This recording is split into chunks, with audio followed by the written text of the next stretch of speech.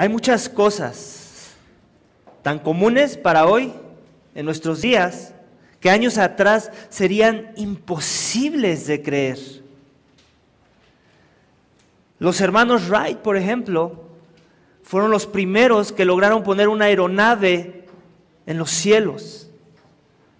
Y seguramente muchos contemporáneos de sus días hubieran pensado, estos están locos, más bien lo pensaron. Es imposible, solo las aves pueden volar. Pero sucedió que ellos lograron poner la primera aeronave en los cielos y ahora los hombres podían volar. Y a pesar de lo imposible que era creer ese hecho, a esas audiencias no les quedó otra más que creer en lo imposible. Lo mismo pasó con Thomas Alva Edison, el conocido creador de lo que conocemos hoy como la luz incandescente. Esa que trae luz e ilumina espacios que antes estaban oscuros.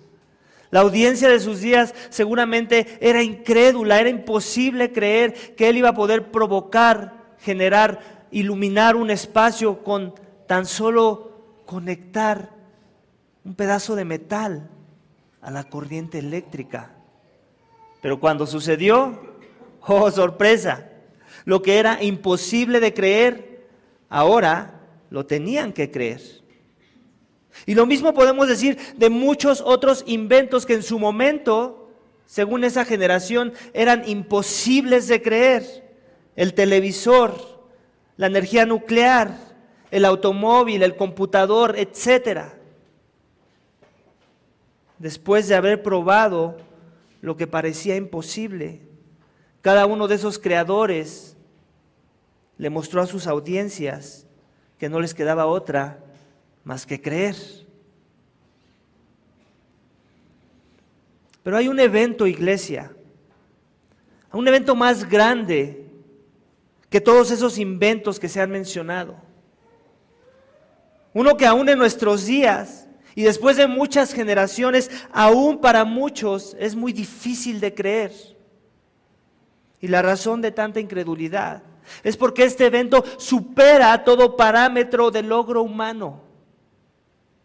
Ya que en los ejemplos de las invenciones que les he dado, fue una persona que vivía la que tuvo ese logro, ¿cierto? Pero en el evento del que estamos hablando, un muerto logró volver a la vida, lo cual era impensable por más de 4,000 años. El libro de Génesis narra en sus primeros capítulos lo que sucedió con la humanidad cuando ésta cayó y pecó. ¿Cómo es que entró la muerte al mundo? Y hay un capítulo entero en ese libro en donde menciona nombres de personas que nacieron y vivieron muchos años y después murió. Y esta otra persona nació, vivió muchos años y después murió. Y el punto del autor de Génesis en ese libro es que entendamos esa parte, que ahora los hombres mueren por culpa del pecado.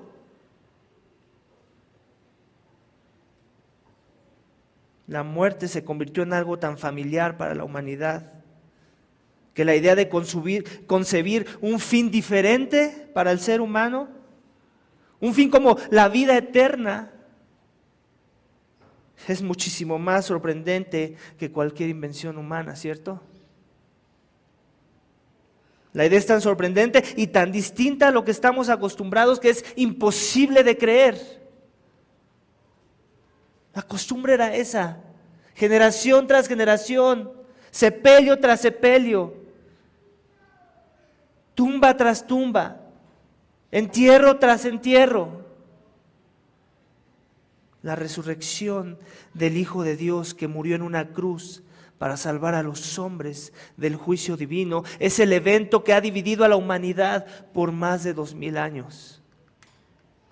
Donde la mayoría viven incrédulos por lo imposible que es el acto, ya que este evento supera cualquier invento que haya tenido la humanidad. Se necesita poder que viene de lo alto para que las personas crean en lo que es imposible. El título de mi sermón, iglesia, y lo tienen en sus en sus boletines es este: la resurrección de Jesús, mi esperanza o mi ignorancia. Lo voy a volver a repetir: la resurrección de Jesús, mi esperanza o mi ignorancia. La resurrección es mi esperanza cuando he creído en ella, pero es mi ignorancia cuando no he creído en ella a pesar de que sucedió. Nuestro texto esta mañana nos va a ayudar a entender la esperanza de lo imposible, con la esperanza de que aún si no he creído, entonces salga de mi ignorancia, pero que si ya he creído, entonces simplemente reafirme mi esperanza en esta verdad. Vamos a leer nuevamente rápidamente, iglesia, los primeros versículos que nos van a dar el primer punto de mi sermón. Iniciamos nuevamente capítulo 24 del Evangelio de Lucas, versículo 1. Pero el primer día de la semana, al rayar el alba, las mujeres vinieron al sepulcro trayendo las especias aromáticas que habían preparado, y encontraron que la piedra había sido removida del sepulcro. Y cuando entraron, no hallaron el cuerpo del Señor Jesús. Y aconteció que, estando ellas perplejas por esto,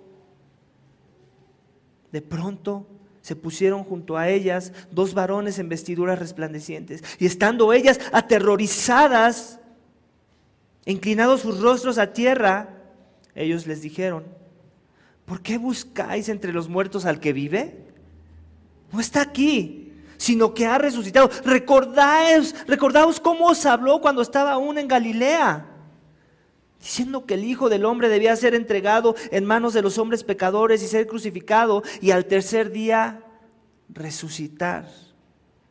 Entonces ellas se acordaron de sus palabras, y regresando del sepulcro, anunciaron todas estas cosas a los 11 y a todos los demás. Eran María Magdalena y Juana y María, la madre de Jacobo. También las demás mujeres con ellas referían estas cosas a los apóstoles. Y a ellos estas palabras les parecieron como disparates, y no las creyeron. Pero Pedro se levantó y corrió al sepulcro. Inclinándose para mirar adentro, vio solo las envolturas de lino, y se fue a casa maravillado de lo que había acontecido. Iglesia, hace muy poco le compré a mi hijo una patineta. Él quería aprender a andar en patineta. Entonces yo lo veía en su patineta y yo decía: él necesita un compañero de patineta. Y entonces yo me compré una patineta para que juntos podamos andar en patineta. Y obviamente soy una piedra en la patineta, soy una papa. Sin embargo, me puse a pensar, si no fuera así, si yo fuera un profesional en la patineta y yo supiera todos los trucos que uno puede hacer en la patineta, y yo empezara a mostrarle a mi hijo desde el truco más básico y así ir subiendo de nivel conforme vamos avanzando en el tiempo y en la práctica, en la enseñanza de la patineta, ¿qué sucedería si llegara el punto en el que yo le dijera a mi hijo: ¿ves esas escaleras de la iglesia? ¿Ves esos barandales? Bueno, pues yo voy a pasar por la patineta, voy a bajar las escaleras subido de esos barandales y voy a caer firme en el suelo. ¿Qué esperaría uno de mi hijo en ese momento? Sorpresa, pero creería que lo haría, ¿cierto? ¿Por qué? Porque le he ido mostrando cada etapa de cómo cada uno de los trucos que le he enseñado he sido eficiente, los he llevado a cabo. En el momento en que yo le digo eso, como con la fe de un niño, él diría: claro. Es más, se pondría en el mejor lugar y la mejor perspectiva para verme hacer el truco que le dije que yo iba a hacer. Pues, iglesia, Jesús pasó 3 años de su vida en la tierra haciendo milagro tras milagro frente a los ojos de los hombres y de sus discípulos. Y uno esperaría que después de tanto milagro, después de tantas pruebas, después de muchos ejemplos de cosas que son imposibles hacer para el hombre, creyeran el más grande de sus milagros. ¿Cierto? Lo cual no sucedió según el texto que acabamos de leer. Según el texto que acabamos de leer, las mujeres iban a hacer lo que era de la tradición, lo que era común hacer cuando un muerto llegaba a la tumba. El ungirlo con aceites, el prepararlo para la sepultura. Lo que año tras año, muerte tras muerte, el judío estaba acostumbrado a hacer cuando experimentaban la muerte de un querido. Tuvieron que ser ángeles, iglesia, los que anunciaron la resurrección. ¿Por qué? Porque los seguidores de Jesús eran tan incrédulos, en sus mentes no existía esta categoría. La categoría de que un muerto resucitara. Y la ironía de esto, ¿saben qué es? Que Jesús resucitó a uno de sus amigos en uno de sus milagros. Lo imposible para el hombre es imposible de creer, como dice el primer punto de mi sermón.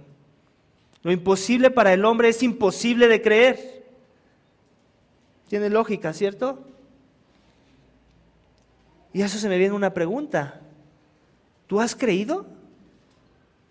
¿En verdad has creído esta locura de que los muertos vienen a la vida? ¿Has creído este suceso de las páginas de Lucas? ¿O estás tan acostumbrado al concepto que ni siquiera te has puesto a pensar del impacto de lo que esto significaría en tu vida si en verdad creyeras en la resurrección de los muertos? Estás tan acostumbrado a ver a tu alrededor caos y muerte que ni siquiera has concebido la posibilidad de que si esto es verdad, entonces ¿cómo cambia mi vida y mi entorno?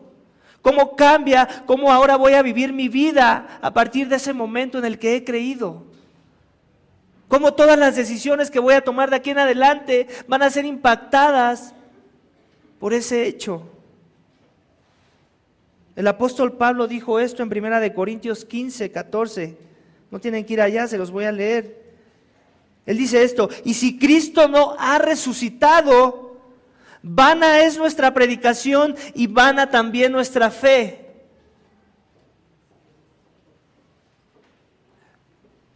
El apóstol Pablo estuvo dispuesto a entregar su vida como una ofrenda de libación, como un sacrificio por esta verdad.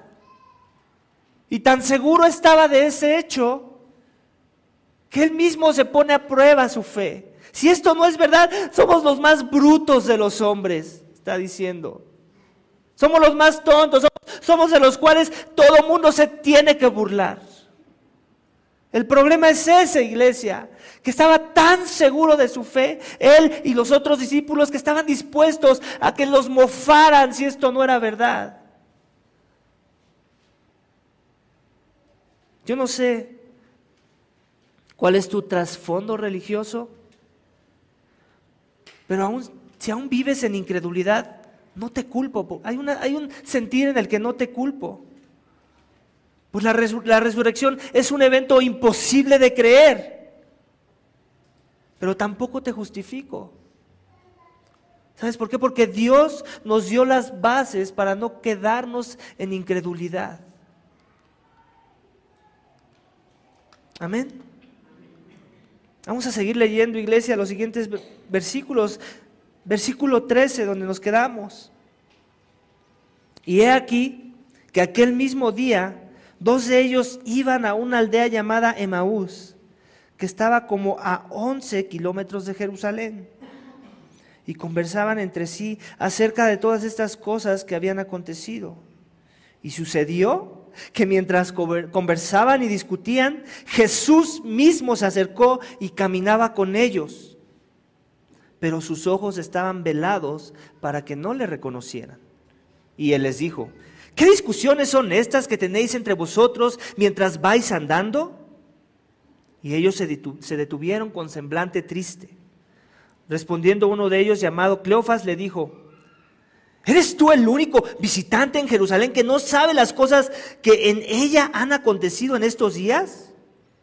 Entonces él les dijo: ¿qué cosas? Y ellos le dijeron: referente a Jesús el Nazareno, que fue un profeta poderoso en obra y en palabra delante de Dios y de todo el pueblo, Y cómo los principales sacerdotes y nuestros gobernantes le entregaron a sentencia de muerte y le crucificaron. Pero nosotros esperábamos que Él era el que iba a redimir a Israel. Pero además de todo esto, este es el tercer día desde que estas cosas acontecieron. Y también algunas mujeres entre nosotros nos asombraron. Pues cuando fueron de madrugada al sepulcro, al no hallar el cuerpo, vinieron diciendo que también habían visto una aparición de ángeles que decía que Él vivía. Algunos de los que estaban con nosotros fueron al sepulcro y lo hallaron tal como también las mujeres habían dicho, pero no le vieron. Entonces Jesús les dijo: oh insensatos y tardos de corazón para creer todo lo que los profetas han dicho. ¿No era necesario que el Cristo padeciera estas cosas y entrara en su gloria? Y comenzando por Moisés y continuando con todos los profetas, les explicó lo referente a Él en todas las Escrituras. Se acercaron a la aldea donde iban y Él hizo como que iba más lejos. Y ellos le instaron diciendo: quédate con nosotros, porque está atardeciendo y el día ya ha declinado. Y entró a quedarse con ellos. Y sucedió que al sentarse a la mesa con ellos, tomó el pan y lo bendijo, y partiéndolo les dio. Entonces les fueron abiertos los ojos y le reconocieron, pero Él desapareció de la presencia de ellos.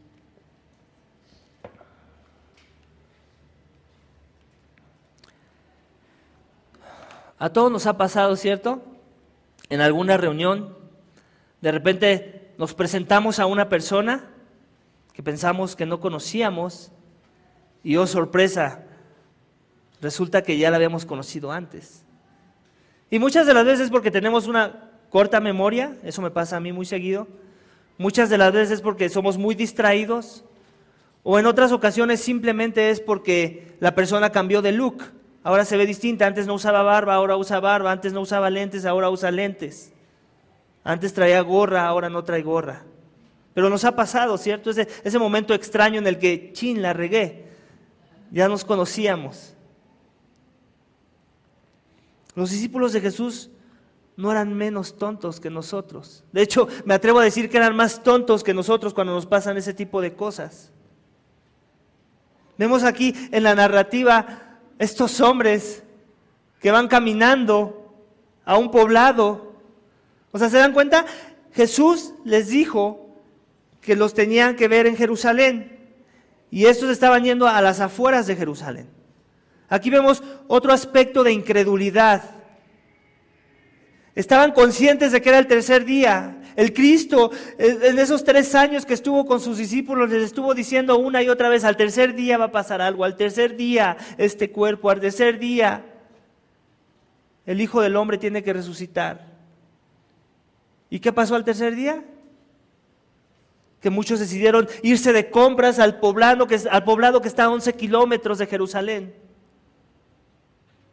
Totalmente opuesto a la instrucción, a la expectativa que Cristo les dio de lo que iba a suceder ese día. Ahí podemos ver la ceguera espiritual aún en los corazones de los hombres. Que no bastaron 3 años de milagros, no bastaron 3 años de estar repitiendo y una y otra vez la misma enseñanza para que llegue el tercer día y, oh sorpresa, cada uno a sus quehaceres antes de que conocieran a Jesús. Unos iban a pescar, otros se iban de compras al poblado vecino. Una total muestra de incredulidad por lo que iba a acontecer, por lo que el Mesías había dicho de su boca que iba a suceder. Versículo 32 me llama mucho la atención. ¿Cómo es que dice que ardían sus corazones? Ellos mismos se cuestionan: ¿recuerdas cómo ardían nuestros corazones? ¿Cuál era el motivo del arder sus corazones? ¿Era Jesús? Había un sentir en el que sí, pero el texto no dice eso. ¿Cuál dice el texto que fue el motivo del arder de sus corazones? ¿Alguien me puede decir en voz alta? Cuando les mostró las Escrituras. ¿Cuándo fue la última vez, iglesia, que ardió tu corazón al abrir las páginas de Levíticos, por ejemplo? O de Números. ¿Cuándo fue la última vez que ardió tu corazón por querer encontrar a Jesús en las páginas del Antiguo Testamento? Porque es obvio que el Antiguo Testamento ya viene muy desmenuzado, ¿cierto? Ya viene muy fácil de digerir, y con eso no estoy diciendo que todo es fácil de digerir, pero en su mayoría podemos ver a Jesús, ¿cierto? Pero ¿qué hay del Antiguo Testamento? Cristo, al caminar con estos dos hombres, Él no abrió la carta de Tesalonicenses, ni el primer Evangelio, ni el Apocalipsis. Él abrió el Antiguo Testamento, era el libro sagrado que el judío tenía en sus manos en ese tiempo.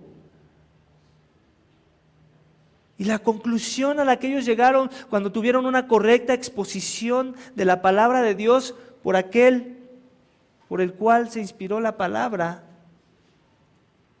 fue un ardor de corazón, una pasión por la persona de Cristo. Sus corazones ardían. Yo no sé si ahorita pudieras traerme a la mente algún otro pasaje bíblico en donde diga eso, que el corazón de una persona ardía por culpa de las Escrituras. Yo no recuerdo uno, pero si recuerdas, seguramente hay alguno por ahí, pero son contados. ¿Te das cuenta? ¿Cómo ellos podían ahora deleitarse de una nueva forma en las Escrituras?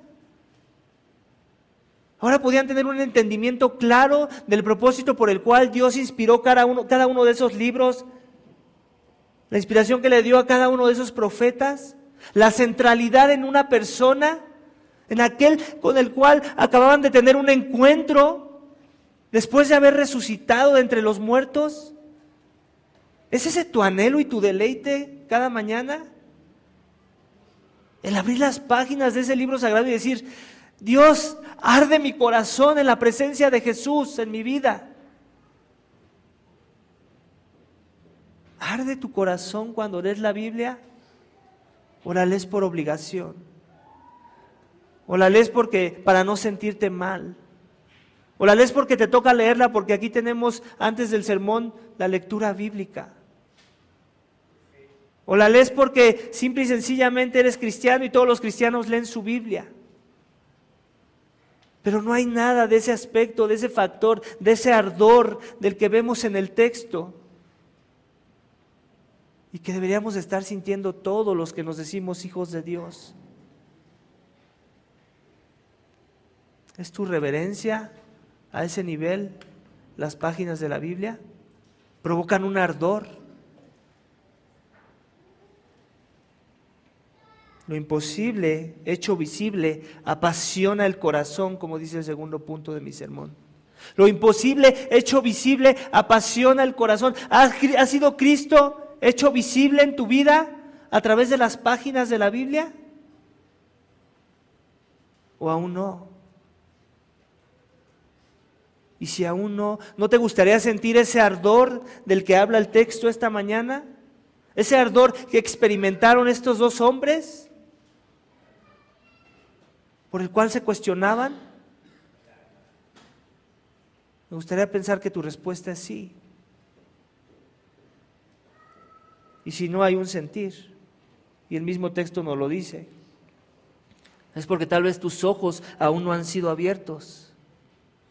¿Han sido tus ojos abiertos a la majestad del Hijo en las Escrituras? ¿Has sido iluminado para contemplar a Jesús en las Escrituras, que te ayude a reconocer su presencia y su resurrección? ¿Es la Biblia un portal para escuchar el testimonio de tu Padre en los cielos sobre su Hijo amado? ¿O simplemente un libro de donde sacas historias entretenidas y una buena moralidad. Lees a Moisés y a los profetas buscando a Jesús entre sus páginas, ansioso de encontrarlos, y te frustras cuando no encuentras a Jesús en ese libro, e indagas en otros comentarios, le preguntas a un hermano que sabe más: oye, no vi a Jesús. ¿Es ese tu pesar? Debería de serlo. O simplemente lees porque sabes que es bueno, para ver si te deja algo para tu vida. La diferencia entre una y la otra habla mucho para descubrir si en verdad tus ojos han sido abiertos o no a este libro. Amén. Vamos a continuar leyendo, iglesia, versículo 36.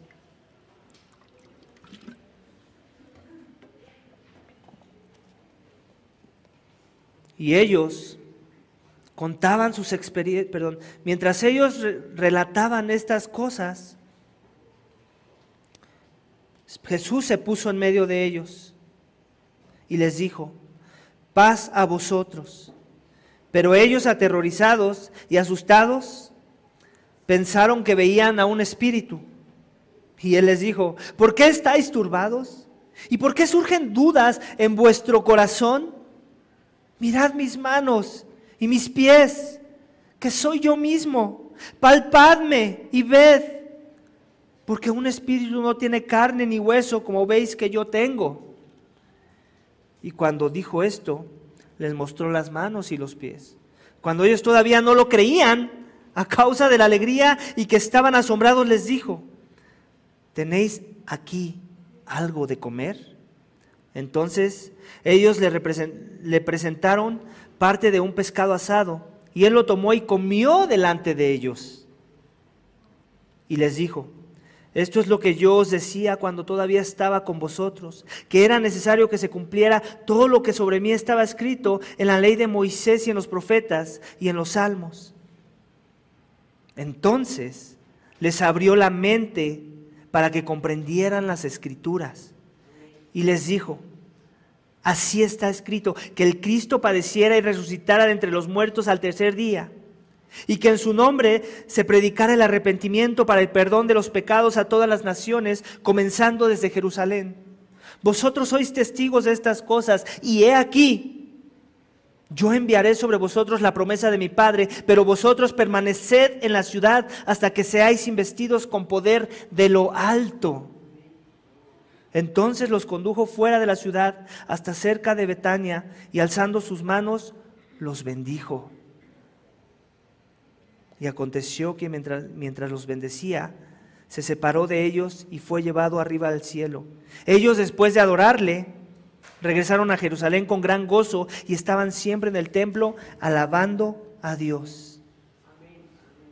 Amén. ¿Te ha pasado que alcanzas a visualizar cómo alguien está a punto de impactarse con tu persona?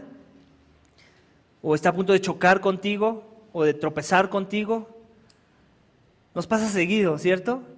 Si eres como yo y vas al supermercado, por ejemplo, vas con tu carrito y ya ves a la persona que está como medio pajareando, viendo los productos, y va distraída y va dando pasos hacia atrás. Y sabes que si pasas en la misma dirección en la que ya te habías encaminado, vas a terminar golpeándola con el carro o ella chocando contigo. Entonces, si eres como yo, lo que haces es hacer un ruido extraño con los zapatos o con el carro, así como que para que la persona reaccione y se dé cuenta que no está sola, que el supermercado no le pertenece nada más a ella, que hay otros comprando también cosas. O luego también pasa cuando vamos manejando, ¿cierto? Vamos manejando y vas en tu carril. Y no falta, más ahora con los celulares, que la gente maneja con el celular en la mano, que empiezas a notar como un carro como que empieza a desviar un poco la dirección y ya no está centrado en su carril, sino más bien está pegado a la línea blanca del carril que le pertenece, y sabes que en cualquier momento va a cruzar tu carril. Entonces, de la misma forma, anticipas que esa persona se dé cuenta que está a punto de tomar otro carril que no le pertenece, y haces algo, algún movimiento, o pitas el claxon, haces algo. ¿Para qué? Para anticipar a la persona que está a punto de tener un impacto contigo. Existe la tonta creencia, iglesia, de que Jesucristo resucitó pero no en cuerpo, nada más en espíritu.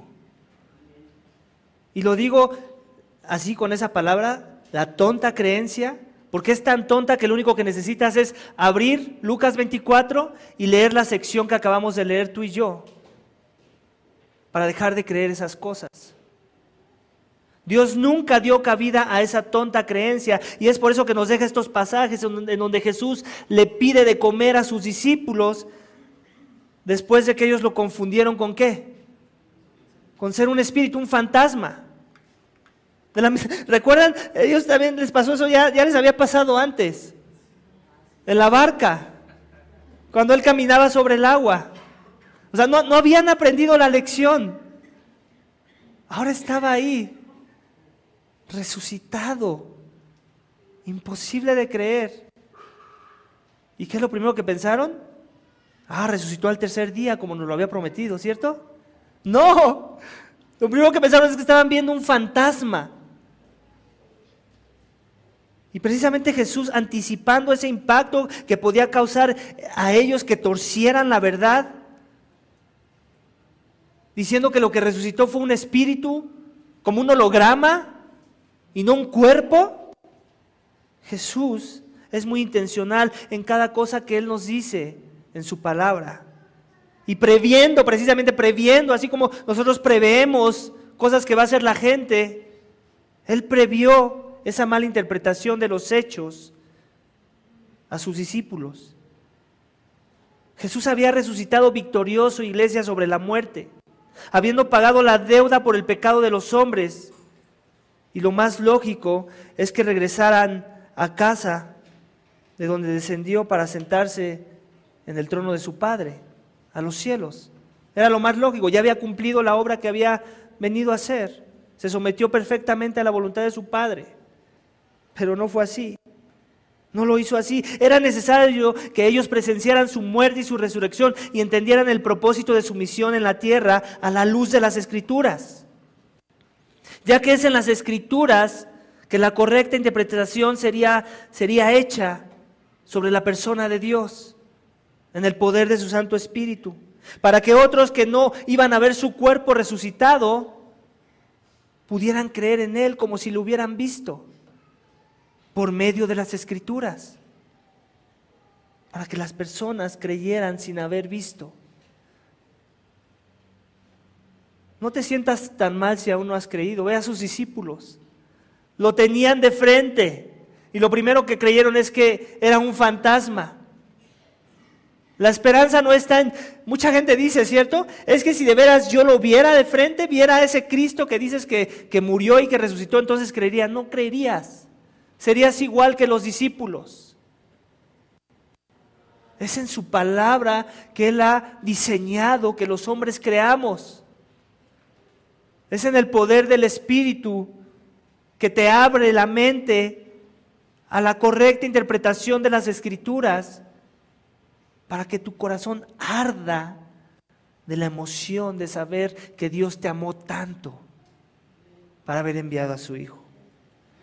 Lo imposible es posible si Dios lo prometió, iglesia. Lo imposible es posible si Dios lo prometió. Porque el Dios en el que creemos es el Dios de lo imposible, ¿cierto? Ese es el último punto de mi sermón. Es por eso que era necesario que sus discípulos vieran las promesas de Dios sobre el Mesías sufriente anunciado desde tiempos antiguos, el cual resucitaría con poder, trayendo así la salvación a seres pecadores como nosotros. La predicación de la que habla el texto es esta.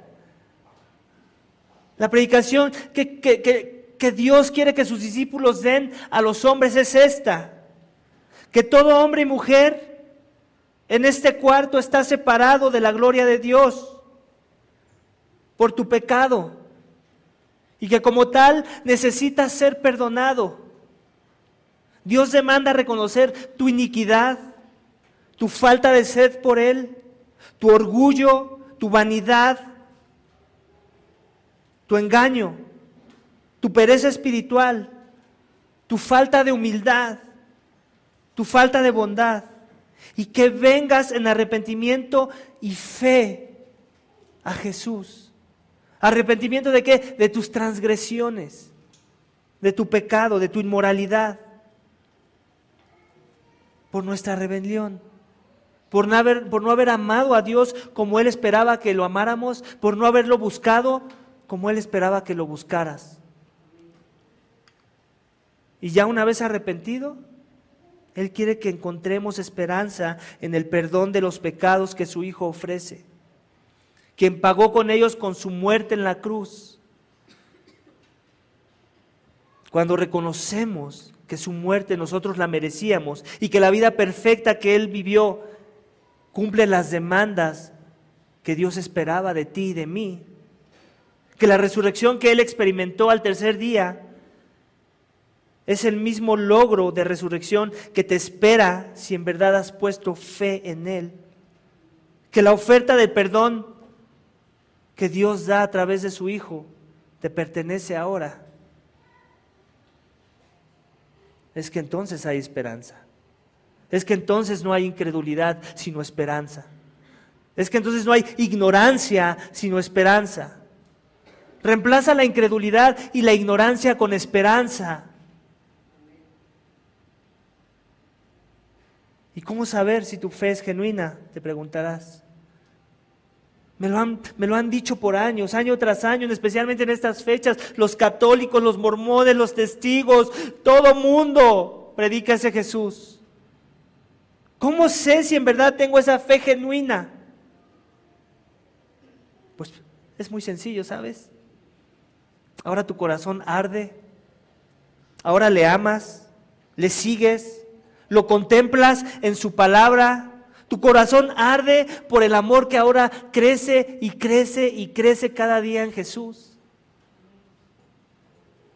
Ahora vives de una forma diferente a la que vivías antes, no perfecta, pero sí muy diferente. Ahora no solo odias el pecado, sino que también amas lo que Dios ama. Lo amas de tal forma que lo predicas a otros que aún no le conocen. Y le adoras porque reconoces que Él es Dios soberano, que se hizo carne y que murió para darte vida. Esas son las marcas de la fe genuina. Hay más. Pero ahora tengo estas preguntas. Dices que tienes fe. Dices que Él es tu esperanza. Dices que no eres un ignorante de las cosas espirituales. ¿Tú le predicas y le adoras? Le adoras, como vemos al final del pasaje, que dice que le adoraron. ¿Quién es digno de la adoración si no es Dios mismo? Solo Dios es digno de la adoración. Y aquí dice que le adoraron, de la misma forma que le adoraron en la balsa.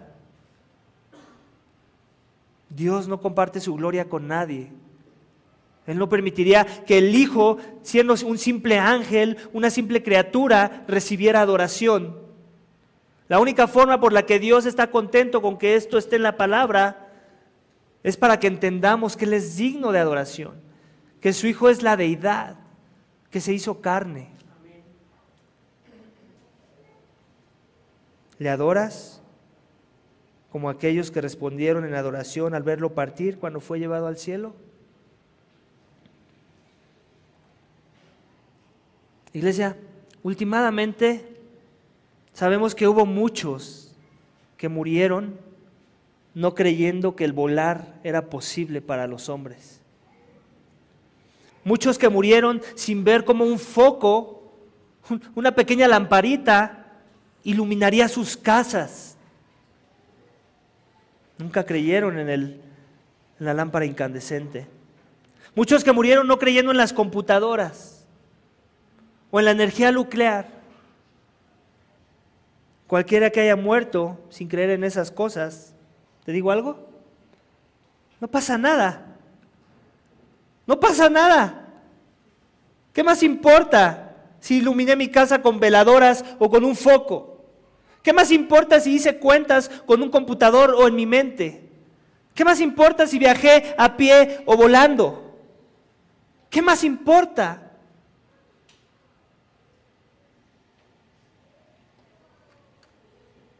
Murieron ignorantes de esas cosas y ya, ¿cierto? Pero si mueres, escúchame esto porque esto sí importa. Si mueres en un estado de incredulidad con respecto a la resurrección de Jesús, no solo eres un ignorante espiritualmente hablando, sino que morirás en tu ignorancia y en tus pecados. Pues sin resurrección no hay esperanza ni para esta vida ni para la venidera. Eso sí importa. Ay, no hago eco a esas palabras de que no importa. Importa e importa mucho. Y mira que todos tenemos un boleto comprado a la tumba. La pregunta es, ¿va a ser un boleto comprado con tristeza, con dolor o con gozo de saber que no vas a quedar en esa tumba? Porque el Hijo no quedó en esa tumba. Y los que creen en el Hijo van a ser honrados con ese mismo milagro. ¿Has creído? ¿O sigues en tus pecados? No sé cuál es tu posición con respecto a la resurrección esta mañana. Pero mi oración de todo corazón es esta: que tus ojos sean abiertos a la realidad de este hecho, para que creas en verdad. Que tu corazón arda desbordado por amor a Jesús. Y entonces vivas una vida apasionado, predicando el milagro más grande que se haya visto en la humanidad. Para que muchos sean salvos por Dios, el cual es digno de toda adoración y alabanza. Amén.